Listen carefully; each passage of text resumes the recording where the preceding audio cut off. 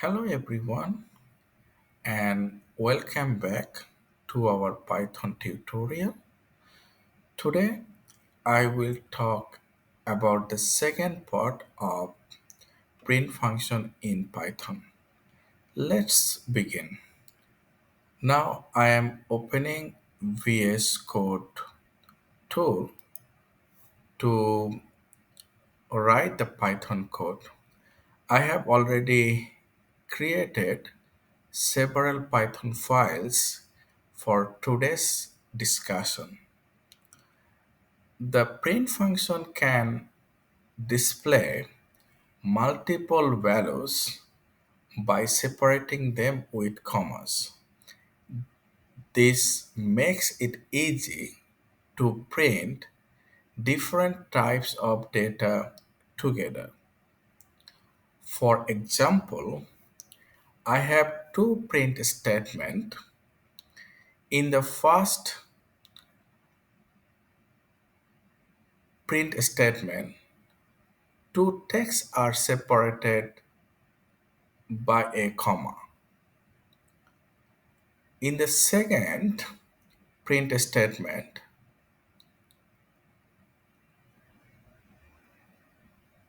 two texts and one number are separated by commas. So you notice that the number 25 is written without quotation marks.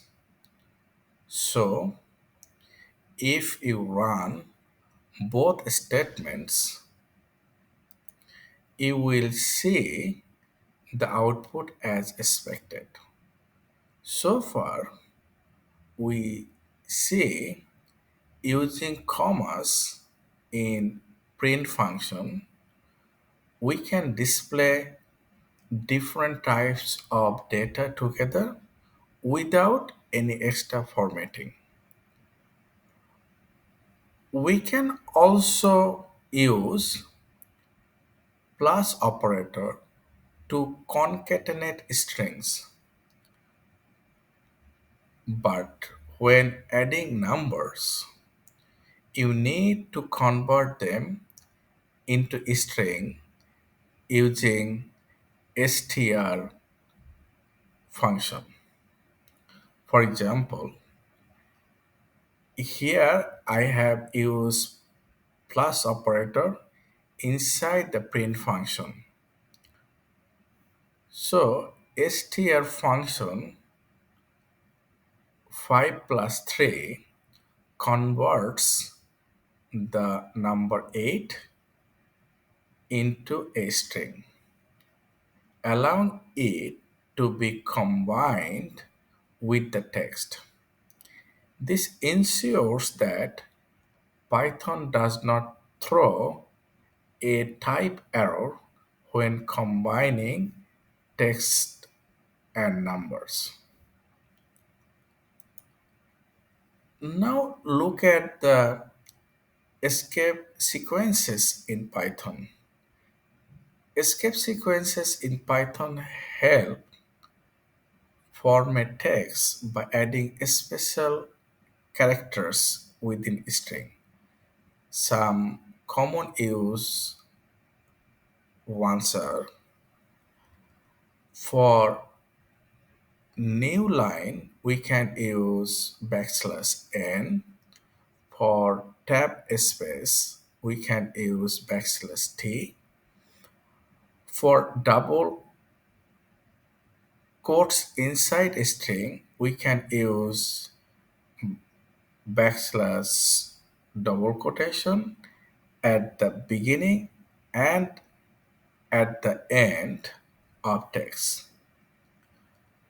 To display a backslash, we can use double backslash. If we, if we execute all the print statements, we will see the desirable output.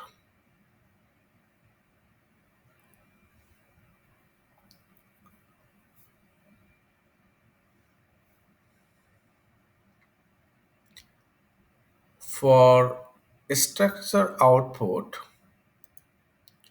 we can use f-string, which provide a clear and more readable way to format text. For example, we have two variables. We want to print the values of the variables. We can use f string in this case. After executing, output will be my name is Alice and I am 25 years old. So using f strings makes the code easier to write and understand. That's all for today. If you find this tutorial helpful, don't forget to like, share, and subscribe to our channel for more programming content. Thank you for watching and see you in the next tutorial.